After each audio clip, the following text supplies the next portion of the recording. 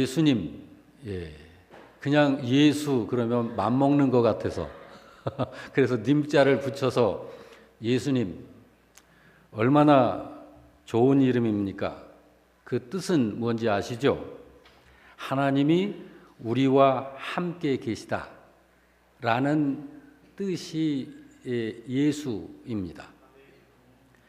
우리와 함께 계시는 하나님이라는 이름이에요. 아마 제가 그 예수라는 이름을 좀 이렇게 제가 좀 이렇게 소개를 해드릴 수 있을 것 같아요. 이름 중에 최고의 이름이다. 살아있는 이름이다. 하나님이 지어주신 이름 예수입니다. 어떤 분이 계십니다. 외국에서 만난 한국 사람인데 인사를 나누면서 자기 이름을 소개를 하는데 금수라고 그래요. 성은 앞에 붙었는데 아무개 금수. 왜 하필 이름을 그렇게 지었을까 하는 생각이 들은 적이 있습니다. 하나님을 알지 못하는 사람들을 성경은 금수와 같다라고 했습니다. 왜 하나님을 알지 않는 사람을 금수와 같다라고 했냐면 영이 죽어 있기 때문에 그래요.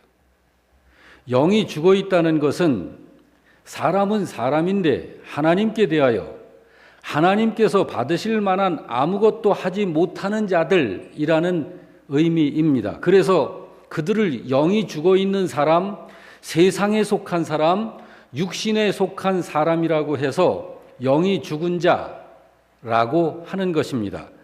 베드로후서 2장 12절로 14절에 그걸 말씀을 하고 있습니다. 방송실은 잘 띄워주세요. 자, 같이 한번 읽어볼까요? 이 사람들은 본래 잡혀 죽기 위하여 난 이성 없는 짐승 같아서 그 알지 못하는 것을 비방하고 그들의 멸망 가운데서 멸망을 당하며 불의의 값으로 불의를 당하며 낮에 즐기고 노는 것을 기쁘게 여기는 자들이니 점과 흠이라. 너희와 함께 연회할 때에 그들의 속임수로 즐기고 놀며 음심이 가득한 눈을 가지고 범죄하기를 그치지 아니하고 굳세지 못한 영혼들을 유혹하며 탐욕에 연단된 마음을 가진 자들이니 저주의 자식이라 라고 했습니다. 이 세상에 살고 있어요. 우리들과 같이 우리 서로 섞여 살고 있습니다. 근데 어떤 사람들을 이렇게 성경이 말해요. 금수와 같은 자들이라서 그들이 생각하는 것과 계획하는 것이나 그들의 본성이나 그들이 행하는 모든 것들이 써먹을 수 있는 일들을 하지는 못하고 심판을 받아야만 할, 제거하고 멸망받아야 할 자들밖에 되지 못하는, 마음속에 가득한 것이 탐욕으로 가득하고 유혹하는 것이 숙달되어 있고, 바로 이런 자들이 세상에 속한 사람, 하나님을 알지 않는 자, 육신에 속한 사람, 영이 죽은 자라고 했습니다. 여러분, 지금 제가 이렇게 표현을 했습니다만 이런 것들이 일종의 이름입니다. 이름이 그런 거예요. 영이 죽은 자, 육신에 속한 자, 세상에 속한 사람, 이름이. 그런데 한 분이 이름이 예수십니다. 우리와 함께 계시는 하나님, 이름이 예수님이십니다. 여러분, 사람 중에 하나님 나라 사람과 세상 사람은 어떻게 구분이 되죠? 그것이 믿음이 있느냐 믿음이 없느냐, 그거로 구분하는 거예요. 합법적인 한국에 체류하고 있는 외국인이냐 불법 체류자냐라고 하는 건 무엇으로 합니까? 비자로 구분하는 거예요. 비자가 없으면 그 사람은 불법자예요. 비자를 받았으면 그 사람은 합법적 체류자예요. 제재를 받지 않습니다. 하나님 나라 사람과 세상 사람 어떻게 구분합니까? 믿음이 있느냐 없느냐로 구분하는 거예요. 다른 거 없어요. 그런데 여러분, 하나님 나라 사람이라면 누구나 갖고 있는 것이 구원받는 믿음이에요. 그냥 믿음 아닙니다. 구원받는 믿음을 가졌어요. 구원받는 믿음 가진 사람과 그 믿음이 없는 사람, 이걸로 구분하는 거예요. 그렇기 때문에 구원받는 믿음이 중요한 것입니다. 구원받는 믿음이 없는 사람, 구원받는 믿음을 갖지 못한 사람은 하나님 나라 들어갈 수 없어요. 성경은 그 믿음을 그냥 믿음이라고 기록하고 있습니다만 성경 이곳저곳 전체를 통해서 설명을 통하여 이야기하기를 그 믿음은 구원받는 믿음이다라고 분명하게 말합니다. 로마서 1장 17절에 같이 한번 읽어볼까요? 시작. 오직 믿음으로 말미암아 살리라 한 이 믿음은 그냥 믿음이 아니고 참 믿음, 구원받는 믿음을 이야기한 거예요. 이 믿음은 우리 신자들에게서 생명보다도 귀한 것입니다. 왜 그러냐면 우리들에게 하늘의 생명을 갖게 하는 것이 이 믿음이에요. 그러므로 이 믿음이 없으면 그는 생명이 없는 그냥 목숨으로만 살아가는 그런 사람일 뿐이에요. 그래서 믿음이 그렇게도 중요한 것입니다. 이 성탄 앞에서 그 믿음을 가지고 그 믿음을 가진 것에 감사하고 그 믿음으로 살기를 추구하는 사람들, 그들이 바로 구원받는 믿음을 가진 사람들이에요. 찬송 중에 이런 찬송이 있습니다. 세상 흔들리고 사람들은 변하여도 나는 주를 섬기리. 주님의 사랑은 영원히 변하지 않네. 나는 주를 섬기리. 오직 믿음으로 내가 살리라. 믿음은 흔들리고 사람들은 주를 떠나도 나는 주를 섬기리. 주님의 나라는 영원히 쇠하지 않네. 나는 주를 신뢰해. 오직 믿음으로 말미암아 살리라. 여러분, 부디 우리 영락교회 성도 여러분들은 이 자리에 예배드리시는 여러분 중에 단 한 분도 빠짐없이 모두 그 믿음을 가진 분들 되시길 바랍니다. 그리고 그 믿음을 가장 중요하게 여기시기를 바랍니다. 그런데 신자들 중에 믿음을 너무나 값없이 여기는 분들이 계셔요. 믿음을 가지고 있다 하면서도 좀처럼 믿음을 사용하지 않습니다.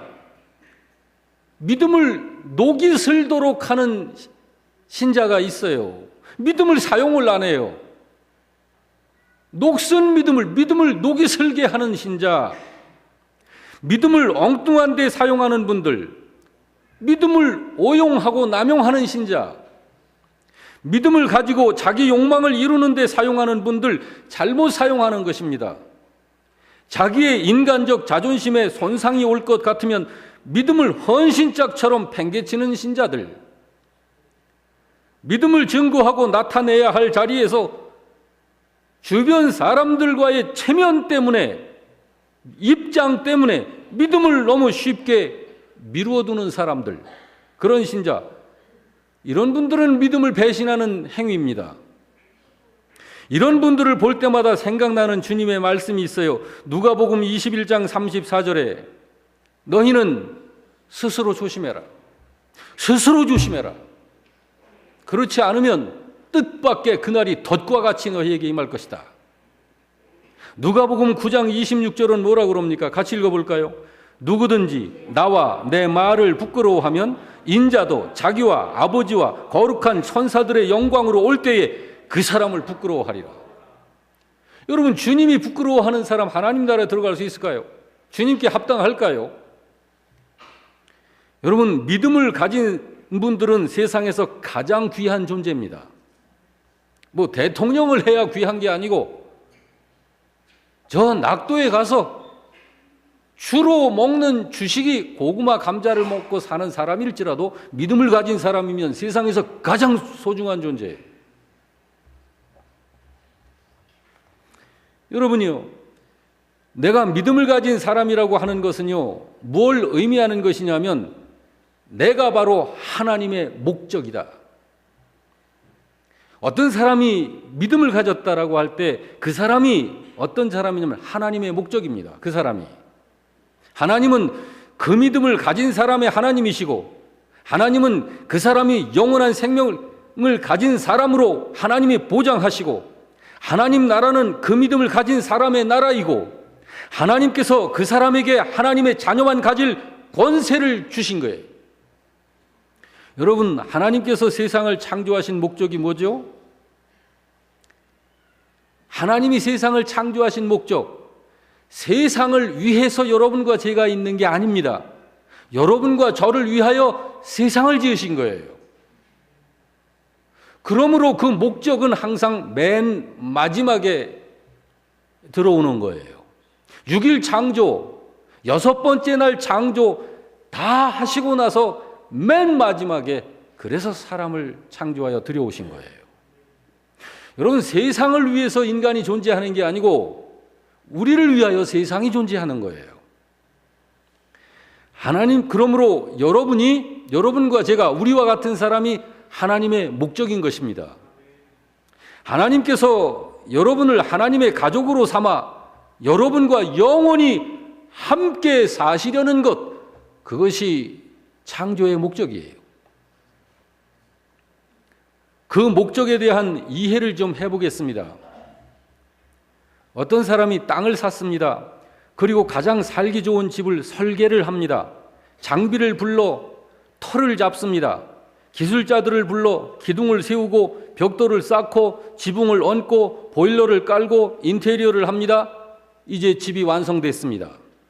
여러분, 그 사람이 그렇게 한 모든 목적이 무엇을 위해서죠? 그 사람 자신과 그 사람의 가족을 위해서입니다.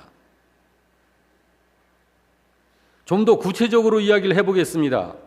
그 사람이 땅을 산 목적이 뭐죠? 그 사람과 그 사람의 가족을 위해서입니다. 그 사람과 그 사람의 가족이 한시적 존재가 아니에요. 생명이 있는 자이기 때문에 생명이 있는 자의 생명 있는 자의 특징은 삶이 있는 거예요. 그러므로 하나님께서 세상을 창조하신 것이 하나님과 하나님의 자녀들, 하나님의 가족들의 삶을 위하여 창조하신 거예요. 좀 더 말씀을 드릴게요. 자, 그래서 어떤 사람이 땅을 샀습니다. 왜 샀다고요? 그 자신과 그 가족들을 위해서. 그래서 땅을 산 후에 그 최종적 실현을 위해 설계를 하는 것이고, 장비를 불러 터를 파려는 것이고, 기술자들을 들여다가 기둥을 세우는 것이고, 벽돌을 쌓는 것이고, 지붕을 얹는 것이고, 보일러를 깔아 난방을 하는 것이고, 인테리어를 하는 것입니다. 제가 종목 이야기를 했습니다만 그 하나의 모든 목적이 그와 그 가족들을 위한 것이 목적이에요. 그 과정은 이건 목적이 아닌 거예요. 이 모든 것들의 궁극적인 목적이 바로 그 자신과 가족을 위해서입니다. 그런 것처럼 하나님께서 처음 에덴 동산을 지으시고 아담과 하와에게 다 주시면서 기뻐하시고 또 기뻐하신 것처럼 하나님께서 하나님의 아들을 세상으로 보내신 이유가 신자들을 위해서 보내신 거예요.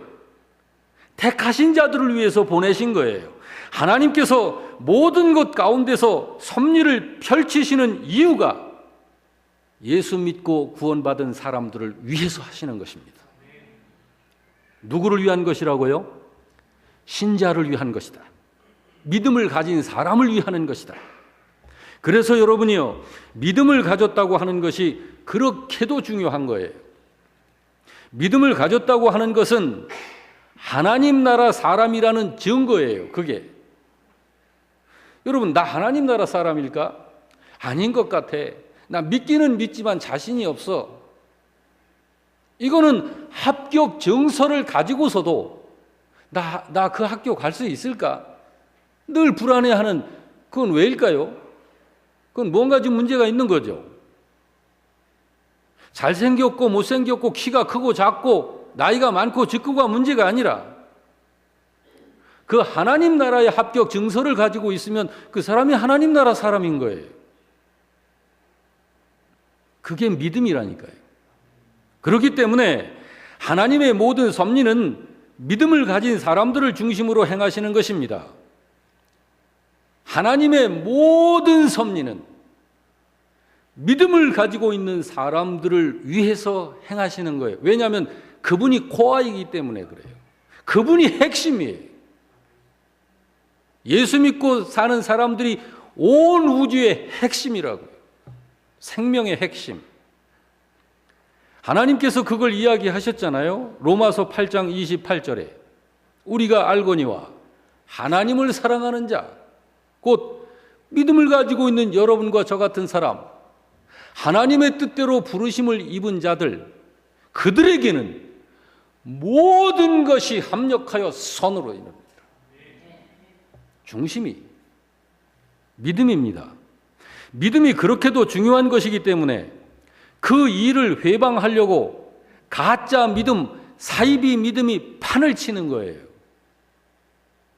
부디 여러분 가짜 믿음, 사이비 믿음에 속거나 유혹되지 마시기 바랍니다. 주님이 귀뜸해 주신 말씀이 있습니다.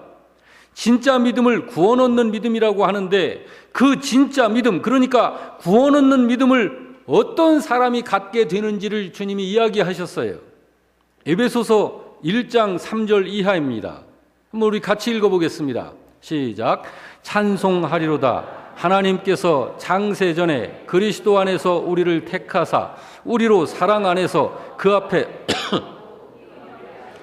그 기쁘신 뜻대로 우리를 예정하사 예수 그리스도로 말미암아 자기의 아들들이 되게 하신 것이다 라고 성경이 말합니다. 여러분, 이게 무슨 이야기인가요?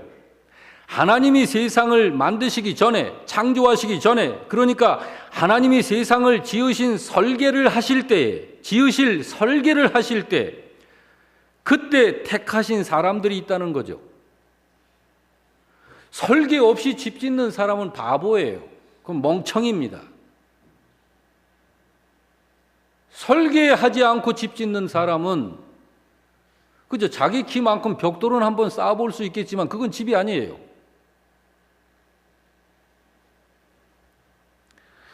하나님께서 설계를 하실 때, 천지창조를 하실 때 그 설계, 아직 이것이 사물로 드러나지 않았습니다. 설계 상태에 하실 때 그때 하나님이 택한 자들이 있다고. 그 사람들이 여러분들입니다.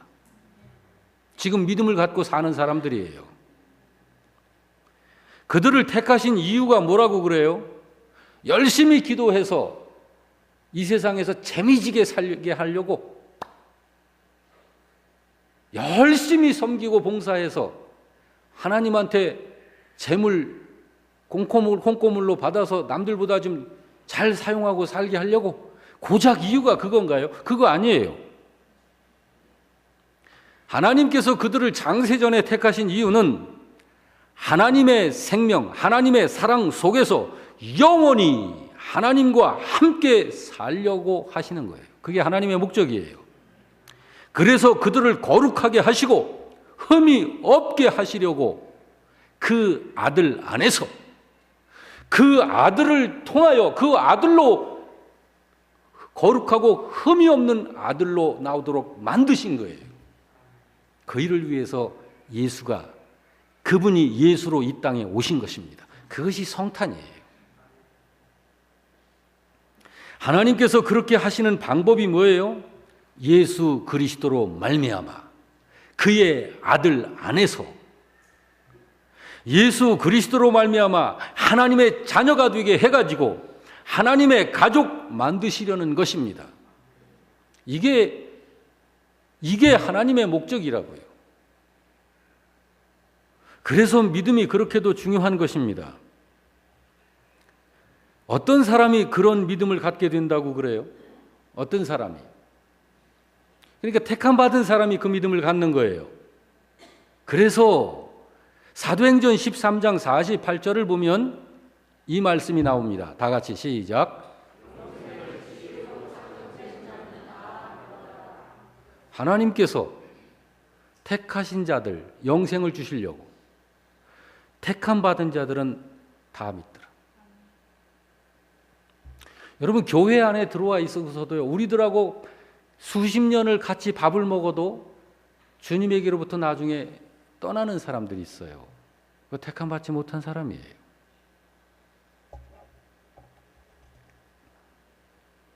여러분, 구원받는 믿음은요, 하나님께 선택받은 사람만 그 믿음을 갖는 거예요.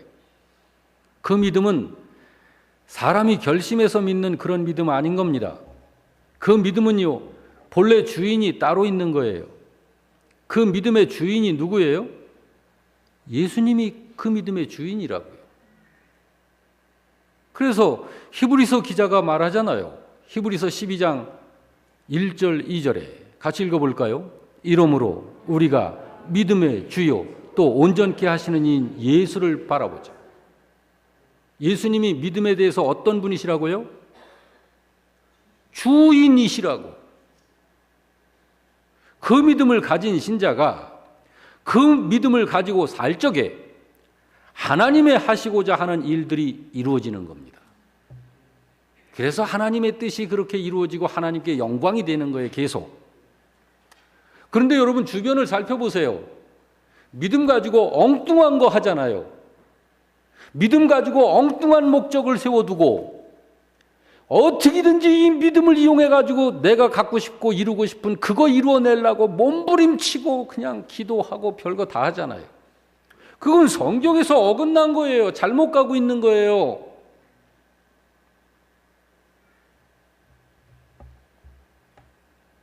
참 믿음이 나타내는 현상이 있습니다. 참 믿음이 나타내는 현상. 첫째, 다 같이 읽어봅시다. 하나님의 말씀에 하고 싶어. 뭘? 하나님 말씀에 순종하고 싶다니까요. 그게 참 믿음이 가지고 있는 현상이에요.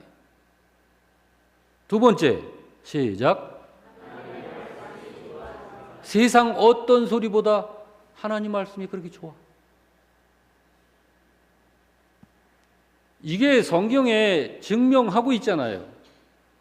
이 세상에 있는 어떤 송이 꿀보다도 하나님의 말씀이 내 귀에 달도다. 세 번째, 시작.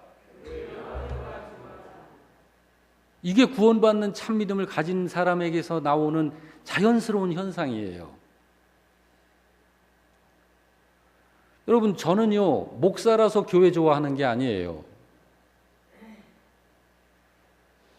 이 예배당을 지을 때요, 제가 이 예배당 지어지는 그 상태, 어디 가서 먼지 구덩이고 두 다리 뻗고 누울 자리도 없는 데서 밤샌 게 하루 이틀이 아니에요. 너무 좋은 거예요. 이 예배당을 건축하고 있다는 사실이 너무 좋은 거예요. 여기에 예배당이 서고 있다는 사실이 너무 좋은 거예요.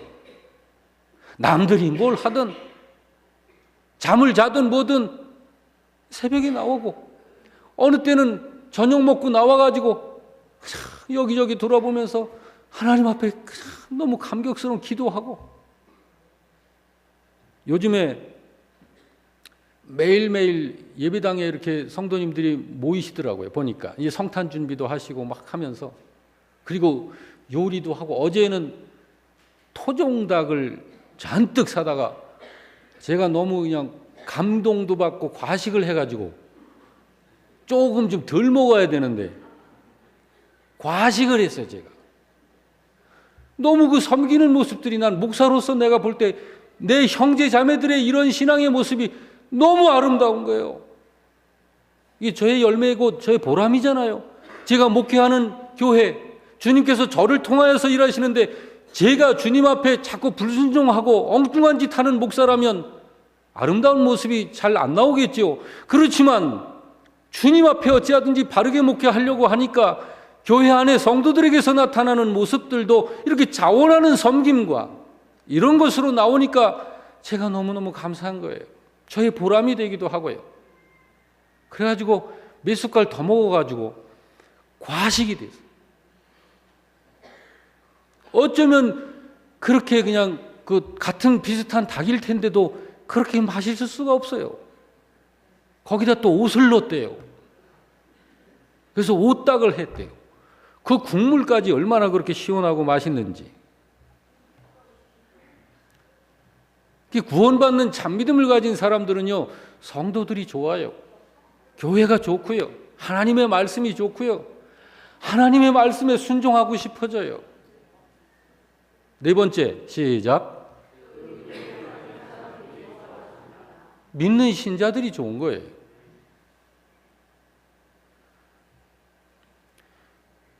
이런 자원하는 마음이 있으니까 하나님의 일들이 자원해서 이루어져 가는 방법으로 되어가는 거예요. 그건 막을 길이 없는 겁니다. 모이는 것도 자원해서 모이고 봉사하고 섬기는 것도 하고 싶어서 하게 돼요. 그러니 하나님 나라가 튼튼해지고 하나님 나라가 확장되고 건설되어지는 역사가 일어나는 거죠.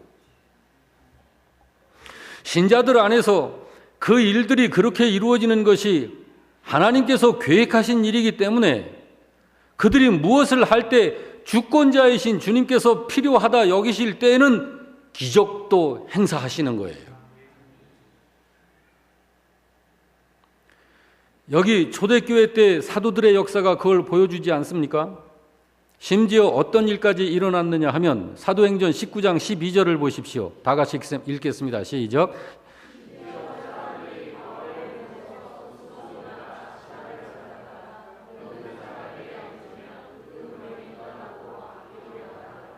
여러분 이거 다 아시잖아요. 심지어 이런 일들도 일어나는 거예요. 다른 12제자들도 볼까요? 누가복음 10장 1절 이하 시작. 그 후에 주께서 따로 70인을 세우사 친히 가시려는 각 동네와 각 지역으로 둘씩 앞서 보내시며 이르시되 갈지어다 내가 너희를 보냄이 어린 양을 이리 가운데로 보냄과 같도다 라고 보내셨는데 16절 이하 시작.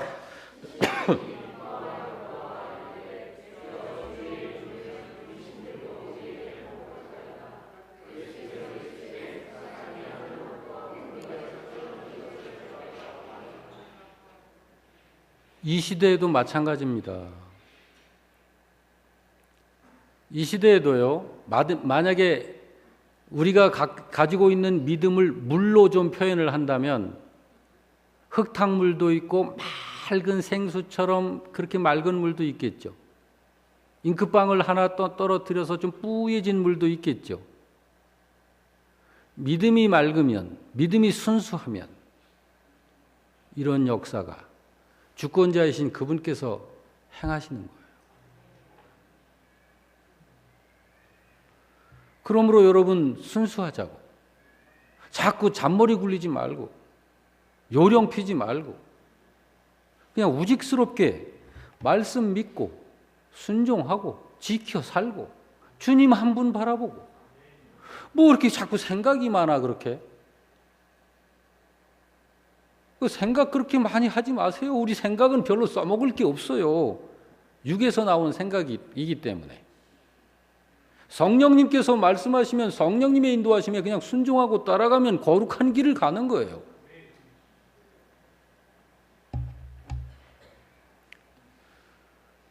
우리가 진짜 믿음의 신자라면, 그래서 범사를 그 믿음을 따라 행한다면 주님께서는 단 1초도 우리들을 홀로 두지 아니하시고 함께 하시면서 모든 역사를 행하시는 것입니다. 여기 16절을 보십시오. 16절 시작.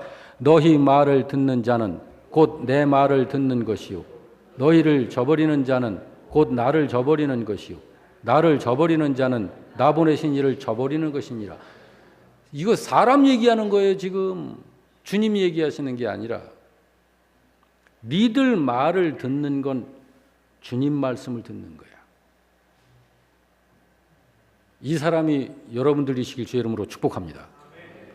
신자가 그 믿음을 가지면 그 믿음의 주인이 그리스도이신 예수님이시기 때문에 그 주님께서 친히 역사하시는 겁니다. 마가복음 16장 16절 이하를 볼까요? 시작. 그 믿음으로 믿고 세례를 받는 사람은 구원을 얻을 것이요 믿지 않는 사람은 정죄를 받으리라. 믿는 자들에게는 새 방언을 말하며 뱀을 집어올리며 무슨 독을 마실지라도 해를 받지 아니하며 병든 사람에게 손을 얹은즉 나으리라. 믿으십니까? 많은 신자들이 이 말씀의 진정한 뜻을 잘 알지를 못해서 잘못 해석을 하는데 참 믿음을 가진 신자는 이 말씀의 진정한 뜻을 아는 겁니다. 그래서 그런 신자들에게는 하나님께서 초자연적인 역사가 일으키시기도 하시는 거예요. 초자연적인 역사, 그러면 우리의 이게 짧은 두뇌로 생각을 해서 자꾸 이게 성경을 곡해하게 되는데, 초자연적인 역사들은 여러 가지가 있습니다. 자, 지진이 일어나는 거, 그건 초자연적입니다. 바다 가운데 길이 뻥 뚫려, 그건 초자연적이에요. 이스라엘 백성들이 홍해바다를 그렇게 건넜잖아요. 바람과 바다와 풍랑이 명령에 순종하는 사건, 이거 초자연적이에요. 이치적으로 이루어질 수 없는 일들이 이루어지는 역사가 생기는 거예요. 죽은 자가 죽었는데 다시 살아나네. 불치병, 이거 도저히 살 수 없는 병인데 치유가 되네. 이런 역사 같은 것들도 초자연적인 일들입니다. 여기 오늘 본문에 별의 인도함을 받는 사건, 이것도 초자연적이에요. 그 믿음을 가진 동방의 박사들이 별을 통하여 초자연적인 일을 지금 경험하고 있는 것입니다. 이 별은 우선 그냥 별이에요. 하늘에 떠 있는 그냥 별이라고. 이 별이 언제부터 거기에 있었던 별인지, 언제부터 비추고 있었던 별인지, 몇 천년 전부터 비쳤는지, 몇 만년 전부터 비추고 있었는지, 지구에서 그 별이 얼마나 떨어져 있는 별인지는 알 수가 없어요. 몰라요. 그런데 그 별을 2절에서 어떤 별이라고 그래요?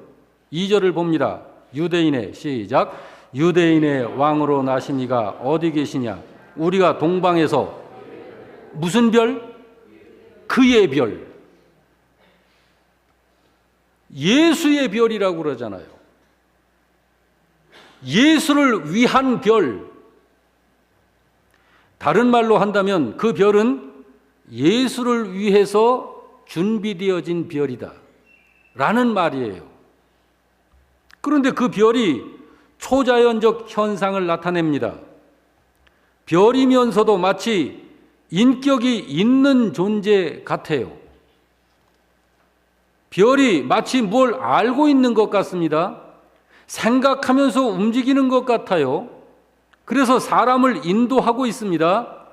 목적지가 있어요. 목적지를 향해서 움직여 가요. 그리고 목적지에 도달해서는 멈출 줄 알아요. 별이. 뭐가? 별이. 묻겠습니다. 별인데 어떻게 이런 일이 가능할까? 보기를 드립니다. 첫째, 그 별도 생각이 있기 때문에 그렇다. 두 번째 보기, 하나님이 그 별로 나타났기 때문에 그렇다. 그러니까 그 별이 하나님이다. 자, 세 번째, 하나님이 그 별을 가지시고 그 일을 행하시는 것이기 때문에 그러했다. 어떤 건가요? 그건 하나님께서 별을 사용하셔서 그 일을 하나님이 행하시는 거예요. 이런 일들이 성경에는 참으로 많습니다. 기드온 전쟁 때를 한번 좀 가볼까요? 사사기 6장 16절 이하 시작. 여호와께서 그들에게 이르시되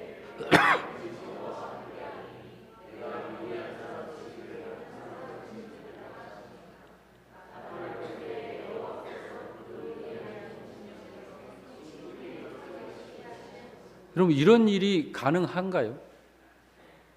인류 사회는 이런 게 없어요. 하나님의 역사가 이 일을 이루죠. 애굽에서의 탈출도 마찬가지잖아요. 어떻게 홍해바다를 걸어서 걷는데요?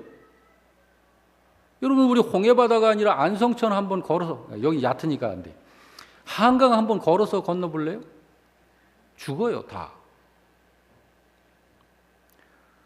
40년 동안 광야 그 사막에 단 하루도 걸른 적이 없이 하늘에서 만나 양식을 내려주잖아요. 이런 게 다 초자연적이에요. 구름과 불기둥이 주야로 40년 동안을 하나님의 택한 백성들을 지키시잖아요. 요단강을 건널 때는 물이 댐을 이루어 쓰잖아요. 무슨 콘크리트 벽을 만든 게 아니고 여리고 성이 함락될 때도 마찬가지였어요. 여러분 보통 성을 쌓을 때 똑바로 쌓습니까? 아니면 성 안쪽을 향해서 이렇게 쌓습니까? 아니면 성 밖으로 이렇게 벽을 쌓습니까? 이렇게 쌓죠. 성을 쌓을 때. 그 무너지면은 이게 자연적으로 이렇게 무너져야 되잖아요. 여리고 성이 고고학자들에 의해서 믿지 않는 이 사람들에 의해서도 그렇게 다 밝혀진 거예요. 여리고 성이 어떻게 무너졌냐면 이렇게 무너졌다고요. 이렇게. 이게 하나님의 역사가 아니면 불가능한 거예요. 그러므로 하나님이 하시고자 하면 되는 겁니다. 하나님이 하시고자 하기만 하면 자연도, 하늘도, 별들도, 태양도 순종하는 거예요. 왜 그렇습니까? 자연과 자연의 법칙이 하나님의 목적을 위해서 존재하는 것이기 때문입니다. 여러분, 이 하늘과 땅 가운데 하나님의 목적이 어디에 있다고요? 여러분이 하나님의 목적이라니까요. 여러분이. 그러니까 목적을 잃어버리지 마세요. 그런데 하나님께서 그 하나님의 목적을 위해 일으키시는 초월적인 일들을 경험하게 되면 이상한 반응을 가져, 사람이. 여기 동방박사들에게 하나님께서 별을 보내신 것은 그 별이 목적이 돼서는 안 되잖아요. 그렇죠? 야, 신기한 별이 나타났네? 그 별이 목적이 된다니까, 이제. 사람들에게서. 그 별은 목적을 가지고 지금 수행을 하고 있는데, 그러므로 이 초월적인 별이 나타났을 때 박사들은 그 별을 통한 하나님의 목적에 도달을 해야지, 신비한 별이 나타났다라고 해서 그 별 자체가 동방박사들의 목적이 돼서는 안 되는 거예요. 그런데 이상하게도 별에 대해서 집중하는 이런 현상이 신자들한테 너무 많이 나타나. 어떤 체험을 하면 그 체험이 목적이 되어버리는 거예요. 체험이. 여러분, 별의 이 신기한 이 초월적 현상이 나타나는 그런 것에 목적을 두는 이유가 왜일까요? 그게 사심 때문입니다. 사심. 하나님의 목적이 아니라 자기 목적이 있기 때문에 그래요. 그래서 다른 사람들이 쉽게 접하지 못하고 자기만 특별하게 접한 것에 목적을 두고 자기 사심을 이루려고 하는 거예요. 이게 타락한 본성에서 나오는 거예요. 별에 집중하는 사람들, 그들은 반드시 놓칩니다. 뭘 놓칠까요? 하나님의 목적을 놓친다고요. 그러므로 예수를 보지 못하게 되고 예수를 만나지 못한 채 신앙생활을 해요. 그러니까 목적이 없는 거예요. 목적을 상실한 거죠. 이 별을 잠시 한번 해석해 보겠습니다. 이 별의 역할이 뭔가요? 그 하늘의 동방박사들이 봤던 그 별의 역할이 뭐죠? 그 소임이 뭔가요? 이 별은 언제부터 있었던 걸까요? 그때 별안간 생겨진 별일까요? 아니면 이미 있었던 별일까요? 이 별의 소임은 예수께서 탄생하시면 동쪽 방향의 그 동방 국가에서 그 우주를 연구하고 탐사하는 그 천문학자, 매일 별을 보면서, 그런데 그 흘러 입에서 입으로 흘러 들어오는 구세주라고 하는 그분의 탄생에 대한 소식을 듣고 생각을 하는 분들이니까, 이분들은. 그래서 하늘과 땅의 주가 되시는 분이 인류를 구원하시기 위해서 구세주를 보내셨다고 하는데, 그런 분이시라면 나도 믿지, 나도 믿어야지 라고 하는 그런 지혜로움이 있는 사람들이에요. 이 동방 박사들은. 그러니까 예수께서 탄생하시면 그 박사들을 그들이 있는 곳에서부터 예수님 계신 곳까지 인도하는 것이 그 별의 소명이에요. 소임이고, 이 별은 그 일을 위해 있는 것이고 그 일을 하는 게 사명이고 그 일을 하면 그 존재의 목적을 성취하는 것입니다. 믿으시기 바랍니다. 다음으로 이 별은 언제부터 있는 걸까? 예수 탄생하시기 전까지는 그저 다른 별들과 함께 그 속에 존재하고 있었을 것입니다.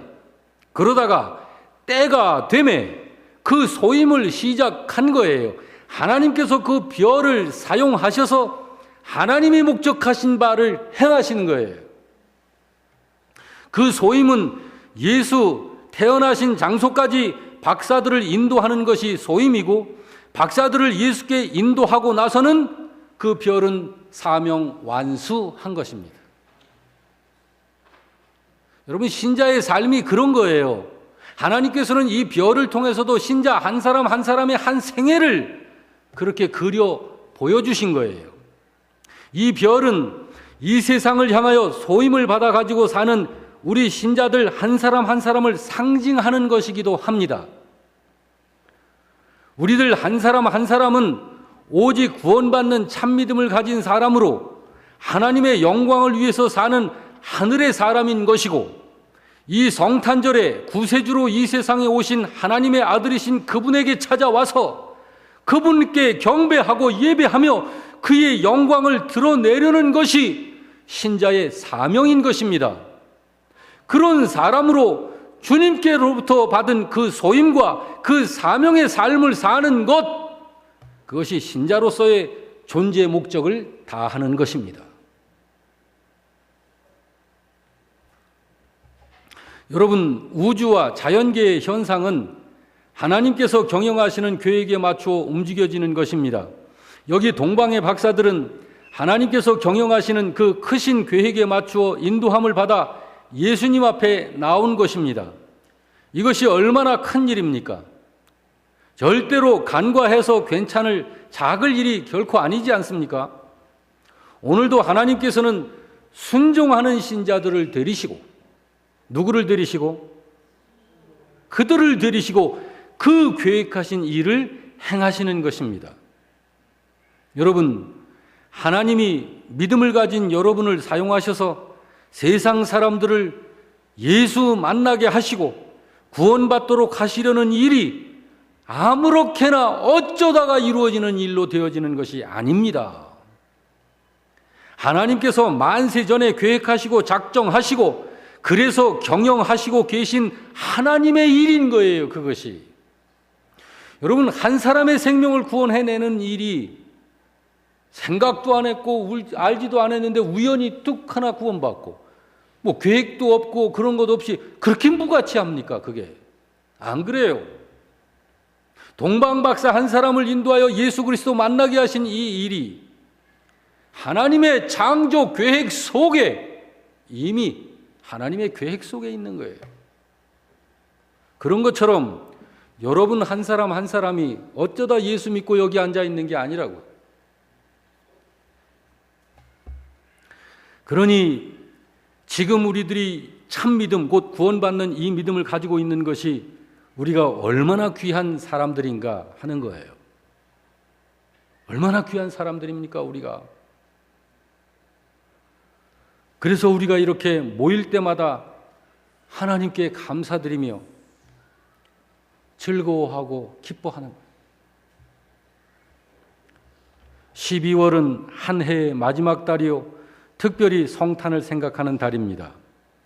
우리 위해 이 땅에 오신 예수님께 우리 이렇게 고백해야 되지 않을까요? 주님, 제가 지금 주님 앞에 있습니다. 제게 구원받는 믿음 주셔서 너무너무 감사합니다. 제가 이제 구원받았으니, 빛의 자녀가 되었으니 이 땅의 별이 되겠습니다. 주께서 택함 받은 사람들, 아직 주님 앞에 돌아오지 못한, 아직 세상 그 어둠 속에 있는 그 영혼, 예수 그리스도께로 인도하는 이 시대의 별이 되겠습니다. 이것이 여러분과 저의 이 성탄에 취할 합당한 자세, 믿음, 태도입니다. 그래야 됩니다. 그래야 성탄절의 의미가 있는 거예요. 사랑하는 성도 여러분, 저를 한번 따라서 합시다. 손동작까지 나는 이 세상의 별이다. 예. 믿으십니까?